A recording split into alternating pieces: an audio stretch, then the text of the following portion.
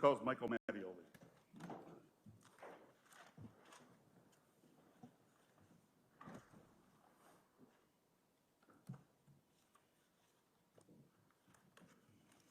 Do you solemnly swear that the testimony you give in this matter will be the truth, the whole truth, and nothing but the truth, so help you God, or under the pain or penalty of perjury?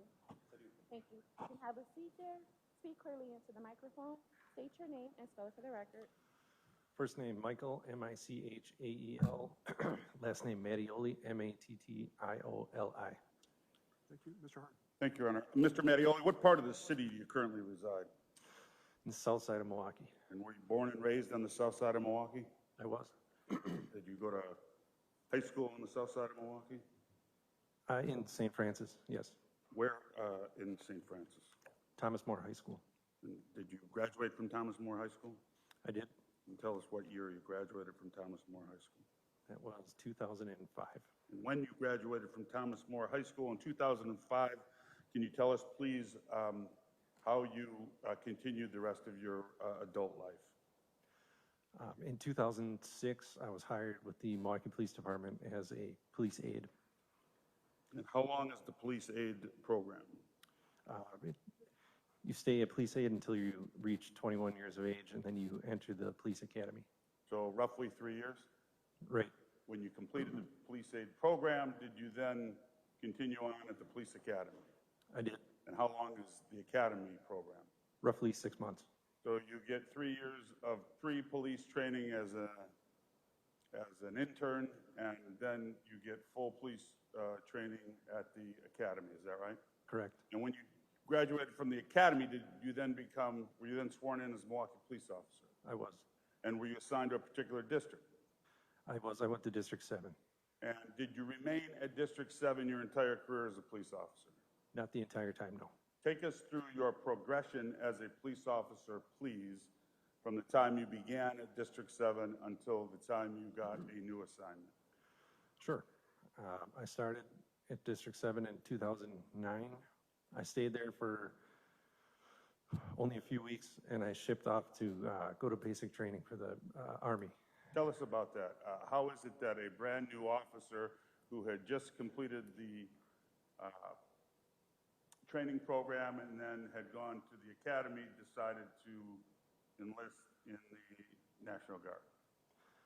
I enlisted in the National Guard before I went through the police academy, but the Army was kind enough to put off my shipment date until after I graduated the police academy. Right. And tell us why a aspiring young officer would enlist in the National Guard. I felt the need to serve my country, and I could do both at the same time. I could be a police officer and be in the National Guard at the same time. Another way to say that is serve your community and serve your country at the same time. Right. All right. And after you completed basic training in the reserves, did you then return to District 7 as a full-time Milwaukee police officer? I did. All right. And tell us about your career at District 7. Sure. I started off District 7. I started field training. I finished that, and then for the first summer, I walked the beat. And then after that, I became a general patrol officer for a few years. After a few years of general patrol, I joined a burglary suppression unit in District 7, and later I joined the anti-gang unit in District 7, and I remained there for the remainder of my time at District 7. And District 7 patrols what part of the city of Milwaukee? The district itself is on 36 and Fond du Lac, and the borders are roughly from Center Street north to Villard, 32nd Street all the way west to the border of Wauwatosa area. And with respect to those specific task force, are those merit-based? I mean, how does one get in the position to serve in that capacity? I expressed my interest in working on those units, and then I was ultimately picked by a supervisor. All right. And then you moved your career as an officer downtown, is that right? I did. I was accepted onto the robbery task force downtown Milwaukee. And where is the robbery task force, or where was the robbery task force at that time based? It was in the District Number 1 building down here. Right next door. Right over there. And you were part of the robbery task force. Was that a particular unit within District 1 or CIB, I think it was called? Right, it was a unit within the Criminal Investigation Bureau. The robbery task force was within the Criminal Investigation Bureau at District 1. Right. And did you remain as a part of the Criminal Investigation Bureau until your time with the department ended? I did, yes. All right. I want to direct your attention to March of the year 2020. Do you recall that time frame? I do. And around March 2000, well, let me back up. When you came downtown into the CIB and the robbery task force, were you afforded certain privileges in terms of additional outside work? I was. All right, tell us about that, please. As a police officer, you can work multiple different overtime events downtown, like at the Pfizer Forum or Summerfest events or at the Northwestern Mutual building. And did you take advantage of that? I did. I worked a lot of those. And in particular, with respect to the Northwestern Mutual Life building, you were working overtime as a Milwaukee police officer patrolling that campus, is that right? Right. And in that context, did you have occasion to meet a fellow by the name of Joel Acevedo? Yes, he was working at the Northwestern Mutual building as a security guard, and that's how I met him. All right. And do you have a belief as to what time frame you first met Mr. Acevedo at, while the two of you were working at Northwestern Mutual? It was in 2019. I don't know the exact time. All right. Moving ahead then to 2020 and in March, well, let me ask it this way. Before March of 2020, did you ever have any other kind of relationship with Mr. Acevedo other than a professional relationship at NML? Over the course of about a year of me working at Northwestern, we became friendly, and we were able to socialize at one time together. And would that have been in March of 2020? It was. All right, that's really what I'm trying to get at in an awkward way. So in 2020, you and Mr. Acevedo went out socially for the first time, is that right? We did. All right. I'm going to show you what's been marked, actually received in that.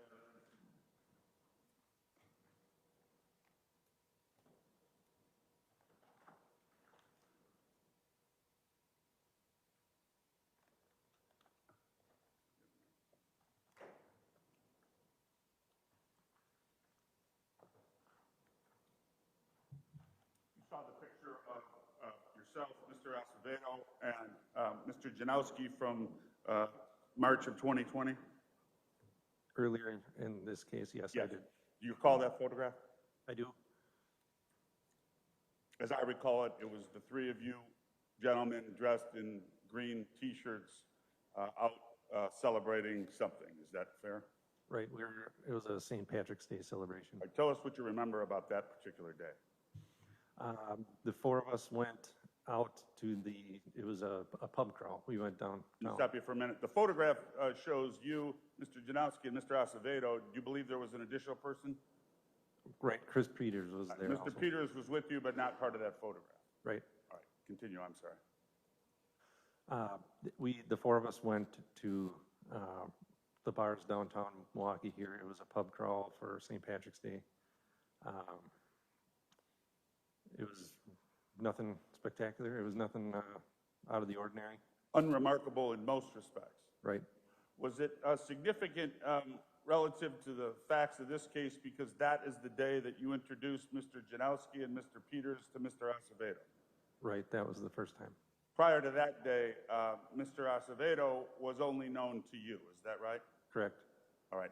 And Did Mr. Acevedo appear to get along with Mr.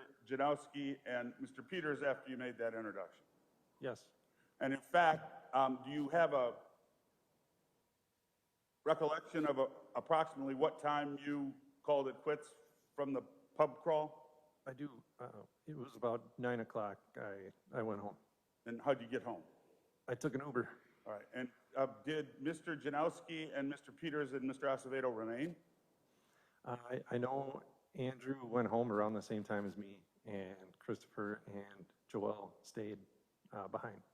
Mr. Acevedo and Mr. Peters continued the party. Right. All right. Fast forward now to the next month, April 18th of 2020, the reason that we're all here today. You remember that night? I do. Clear as day? I remember. And how is it that you, Mr. Acevedo, Mr. Peters, and Mr. Janowski came together that particular night? It was a Saturday night, and I invited them to come over to my house. And what was your purpose in inviting over those three guys?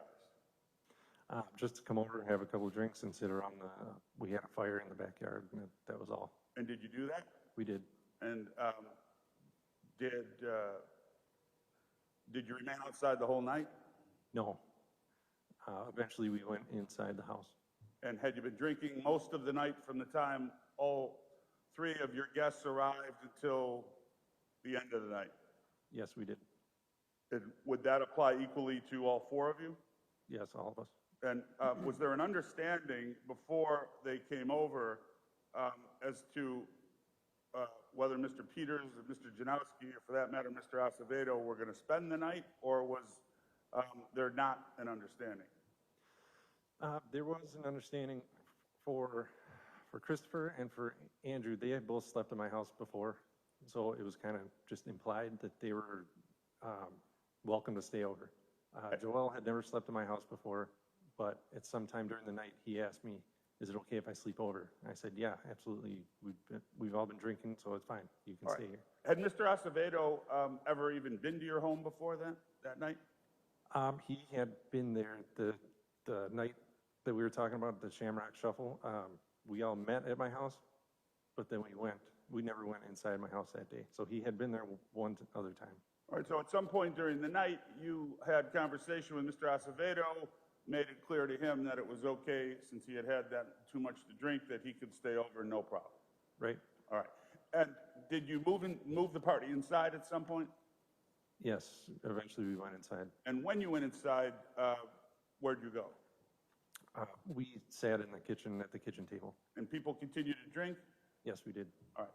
And as far as you knew, Mr. Mattioli, was alcohol the only substance being consumed that night by you and your guests? As far as I knew, yes. At any point, did you observe any of your guests using cocaine or engaging in conduct that was suggestive of cocaine use? No. And so if it was going on, you had no knowledge of it, and it was being kept from you, is that fair? That's fair. Had you known that your guests were using cocaine, an illicit, illegal narcotic in your home, how would you have responded? I would have kicked him out of my house.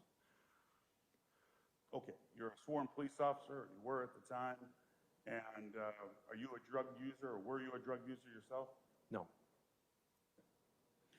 So, do you have a recollection of what time approximately you called it quits for the night? I don't remember the exact time I went to bed. I know it was late. It was after midnight sometime. Right. And based upon your recollection, were you the first or last to go to bed? I don't remember exactly who all went to bed at what time, but I believe Andrew was going to sleep around the same time as me. And do you know where Mr. Janowski slept that evening? He slept on the couch in the living room on the first floor. And where did you go to sleep for the night? I went upstairs in my bedroom. And when you got to your bedroom, did you brush your teeth, get in your pajamas, climb under the covers, and go night-night? Nope, I just laid in bed and went to sleep. In your clothes? Yes. kind of fell into your bed on top of your sheets and passed out. Is that fair? That's fair. And did you remain there until the following morning? I did. And how were you awakened the following morning? I woke up because I felt somebody touching me, and I felt somebody rummaging through my pocket of my pants that I had on, my right pocket. Your right front pants pocket? Right? And did you open your eyes? I did. And what did you see? I saw that it was Joel standing over me, and he was rummaging through my pockets, and I woke up and I stood up, or I'm sorry, I sat up on the bed, and he quickly took his hand out of my pocket and took a step back. And what did you do? I asked him, I said, "What are you doing?" And did he respond? No, he was silent. He didn't say anything back. And what did you do next? The next thing I said to him was, "Really, you're going to steal from me just like that?" And what did you mean by that? Just what I said. I asked him, basically, why are you stealing from me? This was your friend in your home. Right? You had invited him over, and now you had discovered his hand in your pocket while you were sleeping. Right? You asked him about it. I'm sorry, say that again? And you asked him about it, I did. and he had no answer. He didn't respond. What did he do next? I asked him what he was doing. He didn't respond. Then I said, "Really, why are you stealing from me?" And then he immediately became defensive, loud, angry.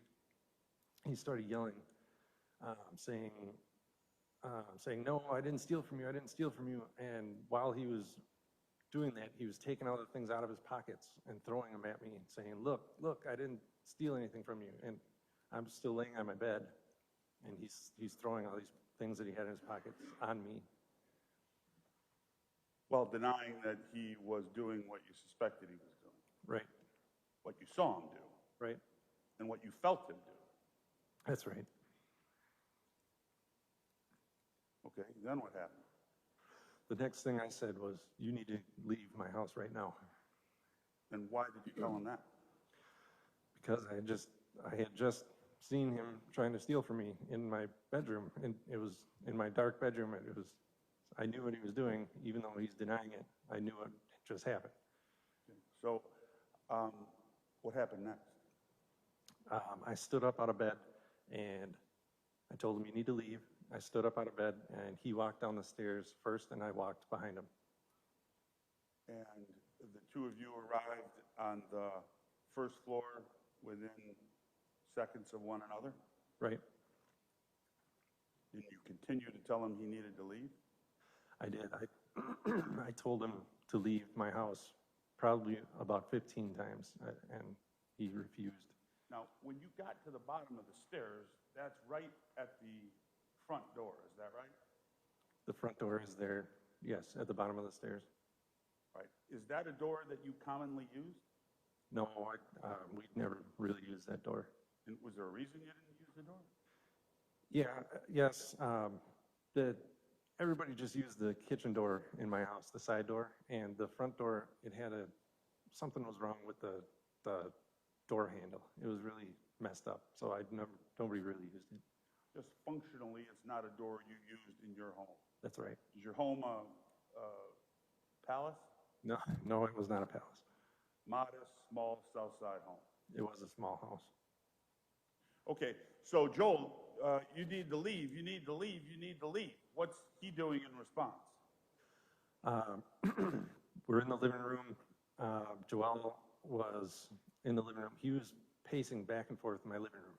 And I just kept telling him, "No, you need to leave." I was pointing like this towards my kitchen door, saying, "You need to get out of my house." Let me stop you there. What you saw, Mr. Acevedo, in terms of the pacing and the aggression and the anger, is that the way Mr. Acevedo had appeared to you either the previous night when you were all sitting out by the fire and then later as you came in, or any point prior to that in your relationship with him? No. In the morning, he was a completely different person than I've ever seen him before. Okay, so you're pointing to the kitchen door, you need to leave, and he's pacing back and forth, and what does Mr. Acevedo do next? Well, he was yelling at me, and I was telling him to leave, and he would say, "No, fuck you. I didn't do anything." And other words I can't remember. He was pacing back and forth, and Andy was sleeping on the couch right there. Joel shook Andy and woke him up. And Andy stood up off from the couch and just kind of stood there and was probably trying to figure out what's going on.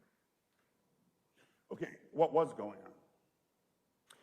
Well, I was yelling at Joel to leave the house, and he was yelling back at me. That's what was happening right there. And to that point, had anyone come into physical contact with anyone else? Not yet. Did that change? It did. When? Shortly after this, Christopher Peters came upstairs. This is the point when Joel, he lunged at me, and he hit me in my chest area right here. When you say he hit you, did he punch you? Did he grab you? Did he slap you? He lunged at me with his right arm and kind of pushed me, hit me right here. Right. And did you stagger from that? I took a step back. And describe for this jury, please, what size of man Mr. Acevedo was. He was a large man. He was about as tall as me. I'm 6'3". I know he was around 270 pounds, and I was about 230 pounds at the time.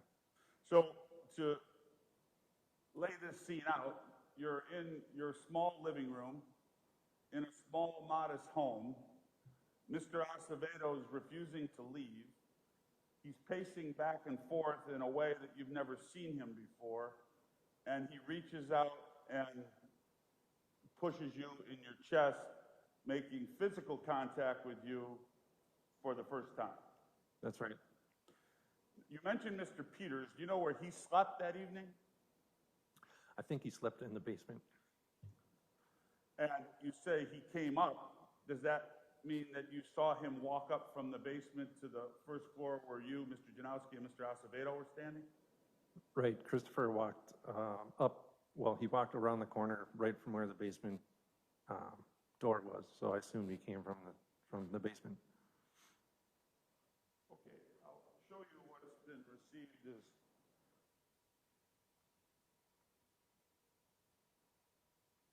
Exhibit 25, and ask you if that is the area of your living room, the stairs leading upstairs from where you and Mr. Acevedo came, and the archway where Mr. Peters came up from the basement. That's right. You can actually see all of those things in Exhibit 25, am I right? Yes. When Mr. Peters came up from the basement, where was he standing? Right in that archway. Kind of around the corner to the left, but in the archway. I'm Right. pointing with my index finger on the left side of the archway. Is that where you're describing? Yes. And that would be an area just around the corner from the landing of the stairway leading down to the basement. That's right. And where was Mr. Acevedo, as you recall? He was standing right near the Kramer poster right there. I'm pointing in the middle underneath this poster. Is that your recollection? Yes. Of where Mr. Acevedo was at this point? Yes. And where were you? Just to the left of that, by the stairs. And when Mr. Acevedo lunges at you for the first time, does anything get knocked over? Not that time, no. Okay, so you've seen a photograph with the lamp. Where was the lamp stationed? He had that tall silver lamp, and that was standing right by that poster, right there. And when you say by the poster, was it on the left, in the middle, or on the right side? I believe it was right to the right of the poster. Right here, where my index finger is now. Right. Was it plugged into this outlet, if you know? Yes. Okay.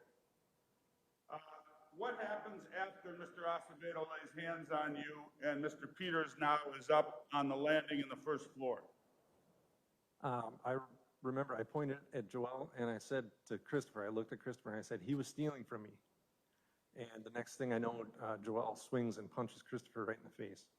Right in the face. Right in the face. And it was a hard punch. I could hear the connection. It was a good punch.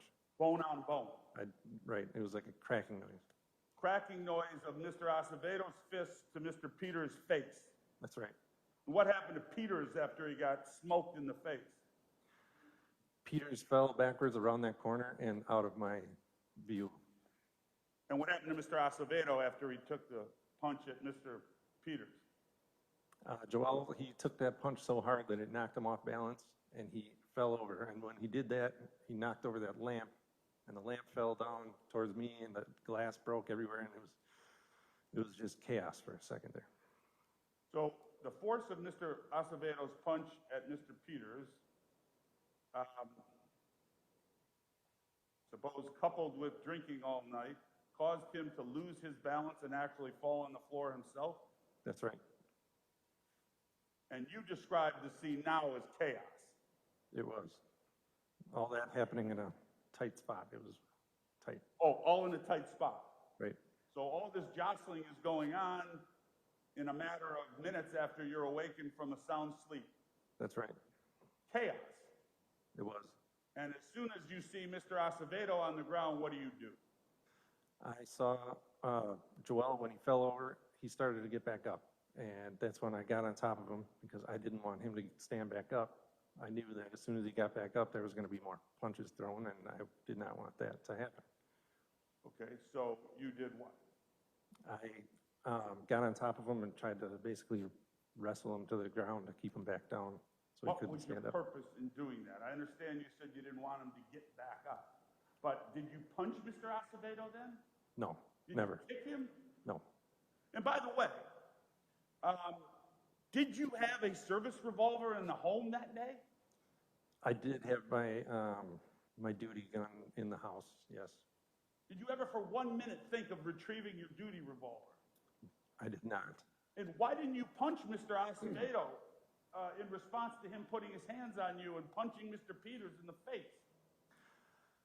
I didn't feel the need to hurt him. I didn't want to hurt him. I just wanted to hold him down until the police could arrive. And as you get on top of him, did he continue to struggle with you? He did. And how was he struggling physically? I was on top of him. He was trying to stand back up, and I was trying to keep him on the ground. And we kind of wrestled our way into the kitchen area. Okay. And do you have a pet, Mr. Mattioli? A pet? Pet. I do. I have a small dog.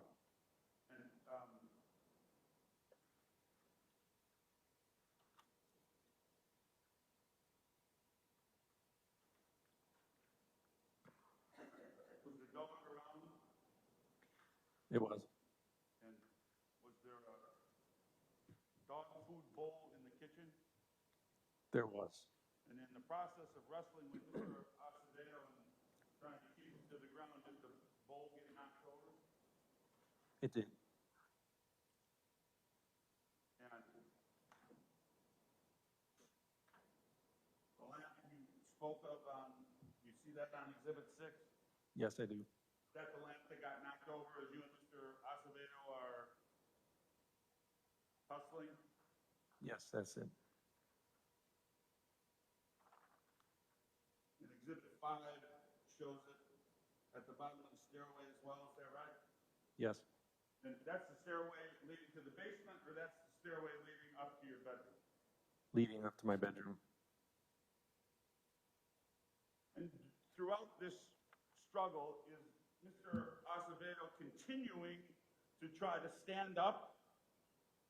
Yes, he was. And is he making it easy, or is he fighting back? He was fighting back. I think it was several times I had his arms. I was holding his arms behind his back, or trying to, and he was able to pull away from it, and he was able to stand, not completely stand up, but he was able to get up on his hands and knees with me on him several times. You've just motioned with your two hands. Tell us and describe for us what you were trying to do with your hands and Mr. Acevedo's arms. I had each one of my hands wrapped around his arms a few different times, and I was just trying to hold his hands or his arms back so he couldn't, so I could get him on the ground.